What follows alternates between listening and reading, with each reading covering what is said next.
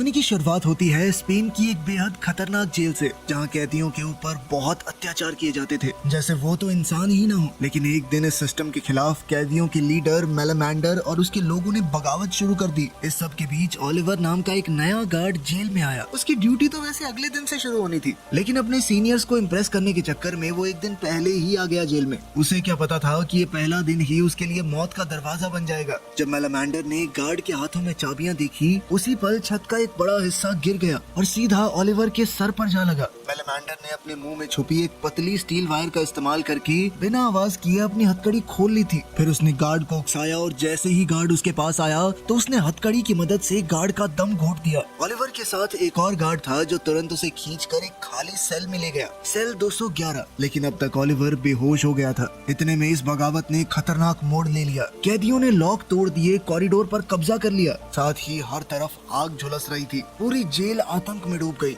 Oliver का colleague सोच रहा था कि उसे वक्त रहते बाहर ले जाए या नहीं, लेकिन उसके साथ वाले गार्ड ने कहा कि अगर इसको लेकर भागेंगे ना तो दोनों पकड़े जाएंगे और ये कैदी इतना मारेंगे, हमें इतना मारेंगे, मर जाएंगे हम लोग। इसलिए उन्होंने ओलिवर को वहीं छोड़ दिया। ओलिवर बेहोशी की हालत में था, लेकिन जेल के अंदर हर तरफ से सिर्फ चीखें, मारपीट और तोड़ फोड़ की आवाज आ रही थी। जेल का डायरेक्टर सीसीटीवी से सब कुछ देख रहा था, पर वो भी क्या करे उसे समझ नहीं आ रहा था। अब वो सिर्फ देखकर समझने की कोशिश कर रहा था कि आखिर मेलामेंडर सच में चाहता क्या है। थोड़ी देर बाद मेलामेंडर का ही एक आदमी ओलिवर तक पहुंचा। उसने देखा एक अनजान शख्स जेल में पड़ा है, तो बिना सोचे समझे ओलिवर को एक जोर का थप्पड़ मारा, जिससे ओलिवर होश में आ गया। लेकिन अभी भी वो कंफ्यूज था। सामने से कैदी ने कुछ सवाल किए, लेकिन जवाब न मिलने पर वो दरवाजे को लॉक करके वहाँ से चला गया। ओलिवर को ये समझने में ज्यादा देर नहीं लगी कि यहाँ तो दंगे छिड़ चुके हैं और वो उनके बीच एक कमरे में फंस चुका है। उसने तुरंत अपने शू लेसेस उतारे, टॉयलेट में डालकर फ्लश कर दिए, फिर अपनी बेल्ट को गद्दे के नीचे छुपा दिया और अपने पर्स को भी टॉयलेट में डाल दिया। ये सब इसलिए कि अगर एक नया कैदी जेल में आता है तो ये चीजें उससे ले ली जाती हैं। वो अपनी शादी की अंगूठी भी निकालने ही वाला था कि तभी सेल का गेट फिर से खुला। इस बार मेलामेंडर का वो आदमी उसे लेने आया था। ओलिवर को सीधे मेलामेंडर के सामने ले जाया गया।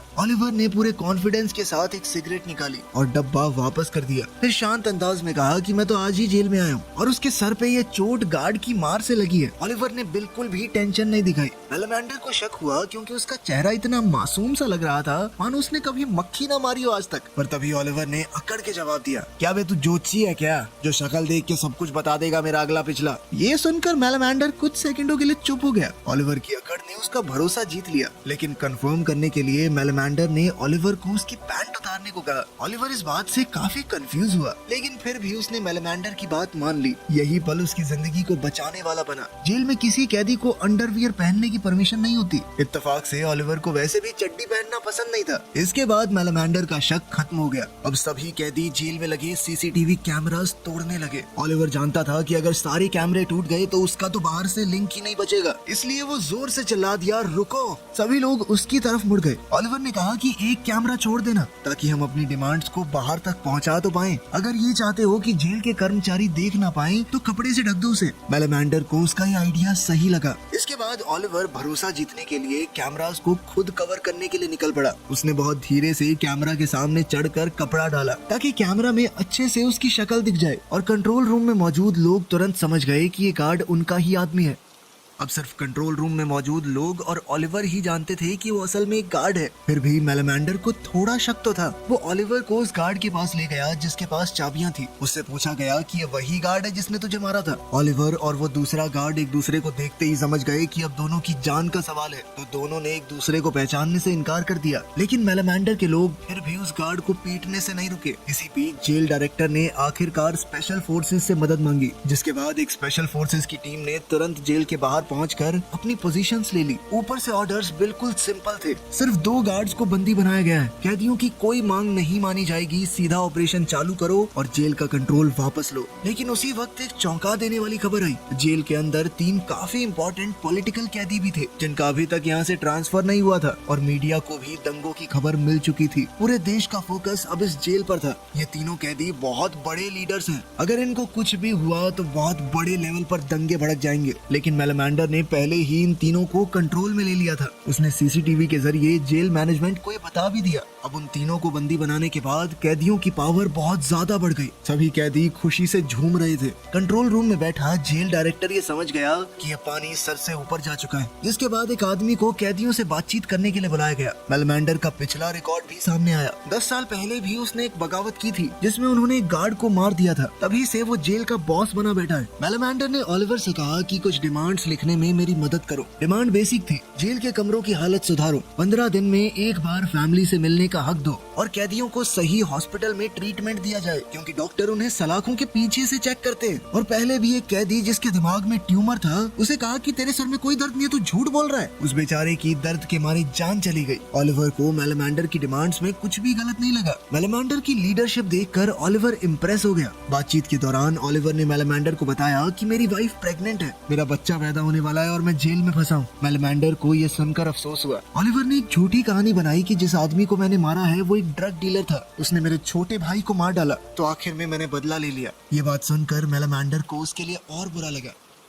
ओलिवर काफी जल्दी मेलेमेंडर के करीब आ रहा था। तब तक नेगोशिएटर भी जेल में पहुंच गया। मेलेमेंडर ने ओलिवर से कहा कि इसकी तलाशी लो। ओलिवर ने बड़ी चालाकी से तलाशी लेते हुए ही तीनों बंदी बनाए गए कैदियों की लोकेशन बता दी और बाद में अपनी डिमांड्स को नेगोशिएटर के सामने रख दिया। नेगोशिएटर ने कहा कि मैं तुम्हारी डिमांड्स को ऊपर भेजकर वापस आता हूँ। जाते जाते मेलेमेंडर ने उससे कहा कि मेरे सारे भाई सुबह से बहुत काम कर रहे हैं, भूख लगी है, हमें अच्छा खाना लेकर आना, ठीक है। साथ ही उसने कहा कि ओलिवर को उसकी पत्नी से बात करने की इजाजत दी जाए। इस पर नेगोशिएटर ने कहा कि हाँ, बात तो मैं करवा सकता हूँ, इतना मेरे कंट्रोल में है, तो मैं इसे ले जाता हूँ और वापस छोड़ जाऊंगा। मेलेमेंडर उसकी बात पर भरोसा दिखाते हुए मान गया, लेकिन उसने सख्ती से कहा कि ओलिवर को कुछ नहीं होना चाहिए। मेलेमेंडर ने थोड़े ही समय में ओलिवर के ऊपर कुछ ज्यादा ही भरोसा कर लिया था। ओलिवर के लिए ये एक कमाल का मौका था। पर इससे पहले कि गेट खुलता, अंदर से चीखने की आवाज सुनाई दी। चीख सुनते ही मेलेमेंडर ने नेगोशिएटर को पकड़ लिया और ओलिवर से कहा कि जाकर देखो क्या हुआ है। ओलिवर भाग के देखने गया। पता चला कि दो कैदियों के बीच में झगड़ा हो गया था। एक के सर पर चोट लगी तो वो बेहोश हो गया। कंट्रोल रूम में बैठे हुए स्पेशल फोर्सेस के कमांडर ने ये देखा और वो समझ गया कि कोई तो बहुत इंपॉर्टेंट इंसान मरा है। इसके बाद उसने अपनी टीम को जल्दी से अटैक करने का ऑर्डर दिया। ओलिवर को तुरंत समझ आ गया कि अगर स्पेशल फोर्सेस अंदर आई तो खून की नदियां बहेंगी। वो फटाफट उन 3 हॉस्टेजेस को सर्वेलेंस कैमरा के सामने ले आया ताकि कमांडर ये देख सके कि सब कुछ नॉर्मल है। जैसे ही कमांडर ने उन्हें सीसीटीवी में देखा तो उसने ऑर्डर्स रोक दिए। अब बातचीत फिर से चालू हो गई। ओलिवर की समझदारी और हिम्मत ने सबकी जान बचा ली थी, लेकिन मेलेमेंडर को यह हजम नहीं हुआ कि आज ही जेल में आया, आज ही हीरो बन रहा है। लेकिन ओलिवर समझ गया कि हीरो नहीं बनना है। उसने सबके सामने मेलेमेंडर का हाथ उठा दिया कि सर ने ही तो मुझे कहा था ये सब करने को। अब कैदी उन दोनों को अपने हाथों पर उठाकर सेलिब्रेट करने लगे। मेलेमेंडर ने कहा कि काम तो बढ़िया किया तूने, लेकिन अगली बार बिना पूछे कुछ किया ना तो तुझे छोड़ूंगा नहीं। अब पता नहीं कैसे अखबार में एक खबर उड़ गई कि वो तीनों नेता मारे गए हैं और कई लोग घायल भी हुए हैं। इसी बीच ओलिवर की पत्नी एलेना एक रेस्टोरेंट में खाना खा रही थी। टीवी पर उसने देखा कि वही जेल जिसमें उसका पति काम करता है अब सभी न्यूज चैनल्स पर छाई हुई है। वो बहुत घबरा गई और उसने ओलिवर को फोन किया, लेकिन हर बार उसका नंबर आउट ऑफ रीच आया। काफी कोशिशों के बाद जब उसकी ओलिवर के एक कलीग से बात हुई तो उसने सिर्फ इतना कहा कि ओलिवर दूसरी ब्रांच में ड्यूटी पर है और शायद काम की वजह से उसका फोन बंद होगा। लेकिन एलेना समझ गई थी कि कुछ तो गड़बड़ जरूर है। उसने जल्दी से अपनी कार उठाई और जेल के बाहर पहुंच गई। तब तक वहां कई कैदियों के परिवार वाले भी जमा हो चुके थे। सब लोग बस ये जानना चाहते थे कि उनके परिवार का आदमी ठीक तो है ना। एलेना भी उस भीड़ में घुस गई और ओलिवर के बारे में सवाल पूछने लगी, लेकिन किसी ने कोई खास जवाब नहीं दिया। अंदर जेल में मेलेमेंडर अपने बाकी साथियों के साथ खाना खा रहा था। ओलिवर भी बड़े इंटरेस्ट से मेलेमेंडर की पुरानी कहानियां सुन रहा था। तभी एक और कैदी जिसकी वजह से पहले झगड़ा हुआ था दिखाई दिया। मेलेमेंडर तुरंत उसके पास गया और उसे सबक सिखाया, क्योंकि उसकी वजह से अभी पूरा प्लान बिगड़ जाता। उसने सबकी जान खतरे में डाल दी थी। इसी बीच ओलिवर ने मौका देखा और मेलेमेंडर की कुर्सी पर रखा हुआ वॉकी टॉकी चुपके से चुरा लिया। उसे अपनी पत्नी की बहुत चिंता हो रही थी। उसने तुरंत अपने कोलीग को कांटेक्ट किया और कहा कि एलेना को बता दे कि वो ठीक है। उसके कलीग ने ओलिवर को तसल्ली दी और कहा कि हमने एलेना से बात कर ली है और सब कुछ अरेंज भी कर दिया गया है। तभी मेलेमेंडर और उसके साथी जेल के अंदर लगे टीवी पर बाहर हो रहे प्रोटेस्ट को देख रहे थे। हर तरफ रिश्तेदारों का हल्ला था, कैमरा उनकी फुटेज दिखा रहा था। मेलेमेंडर ने फैसला किया कि उन्हें जेल वालों से दोबारा बात करनी होगी, लेकिन जैसे ही वो वॉकी टॉकी ढूंढने लगा वो तो उसकी कुर्सी पर नहीं था। उसने और उसके आदमियों ने वॉकी टॉकी हर जगह ढूंढा पर वो कहीं नहीं मिला। मेलेमेंडर सोच में पड़ गया कि ये गया कहाँ। लेकिन तभी ओलिवर वॉकी टॉकी ले आया और कहा कि मैंने ही इसे संभाल कर रखा था, क्योंकि अगर वॉकी टॉकी गलत हाथों में चला गया तो गड़बड़ हो सकती है। उसकी बात ठीक भी थी, इसीलिए किसी को शक नहीं हुआ। लेकिन बालकनी से अपाचे ने सब कुछ देख लिया था। वो तुरंत अपने कमरे में गया, एक छोटे टिन के डब्बे में छुपा हुआ मोबाइल निकाला और उस गार्ड को कांटेक्ट किया जो उसका जानकार था। पता चला कि अपाचे असल में एक खबरी था जो असल में जेल अथॉरिटीज के लिए काम करता था। इसी तरह उसने तुरंत ओलिवर की असली आइडेंटिटी जान ली। जेल के बाहर लोग और ज्यादा गुस्सा हो रहे थे। कुछ ने तो गार्ड ऑफिस पर पत्थर भी फेंकना शुरू कर दिया। ये देखकर गार्ड यूट्रिला, जो पहले ही गुस्से में था, कंट्रोल खो बैठा। उसने तुरंत एक टीम बनाई जो हाथ में लाठियां लेकर लोगों पर टूट पड़ी। सब पर बिना सोचे समझे मार पड़ने लगी। यहीं पर टीवी स्क्रीन पर ओलिवर ने अपनी पत्नी को देखा, भीड़ में छोटी सी डरी हुई आंखों के साथ। उसने जल्दी से मेलेमेंडर से वॉकी टॉकी मांगा और गुस्से में अपने जेल वाले कलीग से पूछा कि तुमने तो कहा था कि सब कुछ अरेंज कर दिया गया है, तो मेरी पत्नी वहाँ क्या कर रही है। तभी उस कलीग को पता चला कि मीडिया ये सब लाइव कवर कर रही है और कैदी अपने परिवार को टीवी पर देख पा रहे हैं। जेल अथॉरिटीज ने तुरंत एक्शन लिया और पूरी जेल का टीवी सिग्नल काट दिया। इसी बीच प्रोटेस्ट में टेंशन और बढ़ गई। एलेना को अपने पेट में दर्द महसूस हुआ। धीरे धीरे भीड़ में धक्का मुक्की होने लगी। इसी बीच एलेना पर डंडे से वार हुआ और उसे मारने वाला था यूट्रिला। एक वार से एलेना बेचारी जमीन पर गिर पड़ी। मीडिया कैमरा ने ये सब कुछ रिकॉर्ड कर लिया। जेल के अंदर टीवी सिग्नल कट होने से कैदियों का गुस्सा और भड़क गया। मेलेमेंडर ने तुरंत वॉकी टॉकी उठाया और मैनेजमेंट से डिमांड की कि इंजर्ड लोगों की लिस्ट भेजी जाए। जब ओलिवर ने अपनी पत्नी के बारे में पूछा तब जेल अथॉरिटीज ने झूठ कहा कि सब ठीक है। तभी अपाचे उसके पास आया। उसने ओलिवर को धमकाते हुए कहा कि अगर मेरी बात नहीं मानी ना तो सबके सामने तेरी सच्चाई बता दूंगा। लेकिन ओलिवर पहले ही अपाचे के बारे में सब कुछ जानता था। वो डरा नहीं बल्कि पलटकर धमकाया, बेटा मैं तो जेल में आज ही आया हूँ और मैं गार्ड हूँ। मेरा धोखा तो सह लेंगे ये लोग, लेकिन तू तो कैदी होके धोखा दे रहा है इनको सालों से। ये सुनकर अपाचे चौंक गया। उसने उम्मीद नहीं की थी कि ओलिवर सब कुछ जानता है। बाहर यूट्रिला को सस्पेंड कर दिया गया। कागजी कार्रवाई में कहा गया कि उसने भीड़ में किसी को चोट पहुंचाई थी, लेकिन असल में तो जेल अथॉरिटीज उसे बचा रही थी। जेल के अंदर मेलेमेंडर और ओलिवर बैठकर आगे की बातें कर रहे थे। मेलेमेंडर ने कहा कि मैं पूरी जिम्मेदारी अपने ऊपर ले लूंगा। तू कैदियों की तू बस मेरा साथ मजबूरी में दे रहा था, इससे तेरी सजा कम हो जाएगी। तो जल्दी अपनी बीवी और होने वाले बच्चे के पास जा पाएगा। उसी वक्त जेल अथॉरिटीज ने चोटिल हुए लोगों की लिस्ट भेजी। मेलेमेंडर ने लिस्ट खोली, उसमें सिर्फ 4 घायल लोगों के नाम थे। वो तुरंत समझ गया कि मैनेजमेंट उन्हें बेवकूफ बना रही है। वो गुस्से में आग बबूला हो गया और कहा कि अब कुछ बड़ा करना पड़ेगा। उसने फैसला लिया कि वो 3 कैदियों में से एक को मार देगा। ओलिवर ने कहा कि अगर हमने बंदी बनाए हुए कैदियों को मारा तो मैनेजमेंट किसी को नहीं बख्शेगी। वो तुरंत अंदर घुस जाएंगे और सबको मार देंगे। फिर उसने एक नया आइडिया दिया, हम बस उसके कान का एक टुकड़ा काट देते हैं, इससे उन्हें सिग्नल मिल जाएगा कि हम सीरियस हैं। जब ओलिवर ने कान काटने का आइडिया दिया तो उसकी जिम्मेदारी भी उसे ही दे दी गई। ओलिवर ने जल्दी से काम खत्म किया ताकि दर्द कम से कम हो।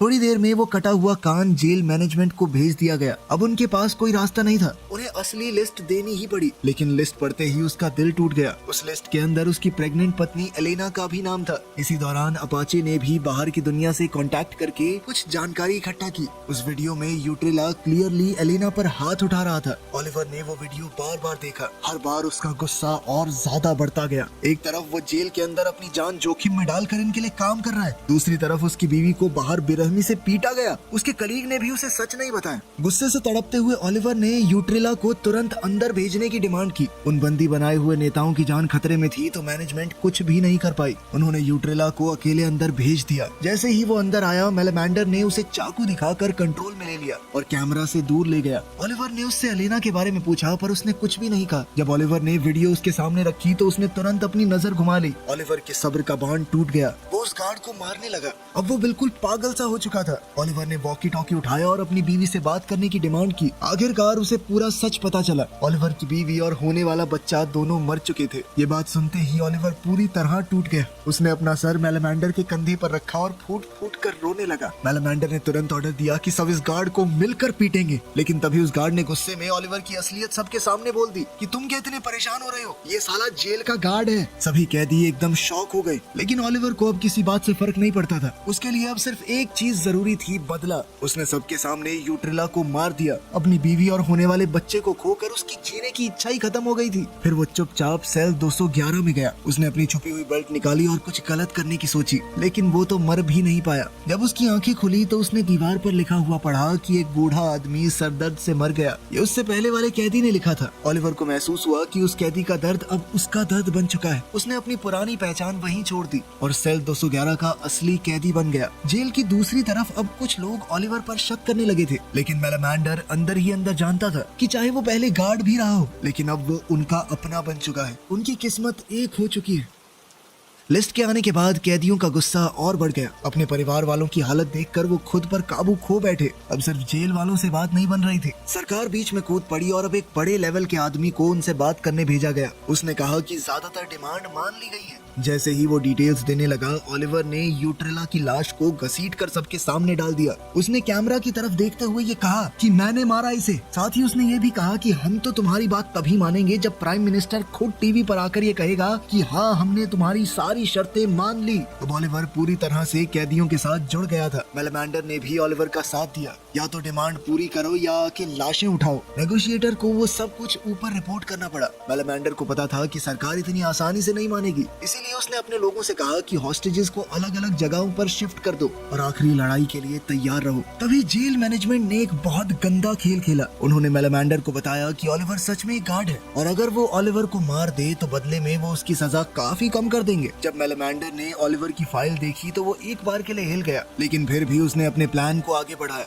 सभी बंदियों को अलग अलग जगहों पर कैद कर दिया गया और फिर वो पहुंचा ओलिवर के पास अपना चाकू लेकर। पर जब उसने ओलिवर की आंखों में देखा तो एक वफादार, दर्द से भरा हुआ इंसान दिखा। तो उसका ओलिवर को मारने का मन नहीं किया। उसने चाकू ओलिवर के हाथ में दे दिया और कहा कि मैं तेरे साथ लड़ूंगा। इसी दौरान अपाचे ने मैनेजमेंट को हॉस्टेजेस की असली लोकेशन बता दी। स्पेशल फोर्सेस ने अटैक प्लान कर दिया। अचानक जेल की टीवी पर सिग्नल वापस आ गए। न्यूज चल रही थी कि जेल के सभी पुराने कानून रद्द कर दिए गए हैं। ओलिवर और मेलामेंडर हैरान थे। उनका दिल खुशी से भर गया, लेकिन उन्हें क्या पता था कि ये सिर्फ एक जाल है। जेल अथॉरिटीज ने ये सब इसलिए किया था ताकि कैदी शांत हो जाएं। जैसे ही सब लोग जश्न मनाने लगे, अपाचे कुछ और ही कर रहा था। उसने बंदियों को गार्ड कर रहे कैदियों को मार डाला और खुद उनके सामने खड़ा हो गया उन्हें बचाने के लिए। फिर स्मोक बॉम्ब्स जेल के अंदर डाले गए। ओलिवर तुरंत सारी सच्चाई समझ गया। उसने मेलामेंडर से कहा कि सभी बंदियों को मार दो वरना सब कुछ बर्बाद हो जाएगा। पर जैसे ही वो दोनों ऊपर जाने लगे, किसी ने नेल गन से ओलिवर के ऊपर हमला कर दिया। मेलामेंडर उसके पास गया, लेकिन घाव इतना गहरा था कि कुछ नहीं हो सकता था। अपाचे ने चीख कर सबको कहा कि दोनों लीडर मर गए।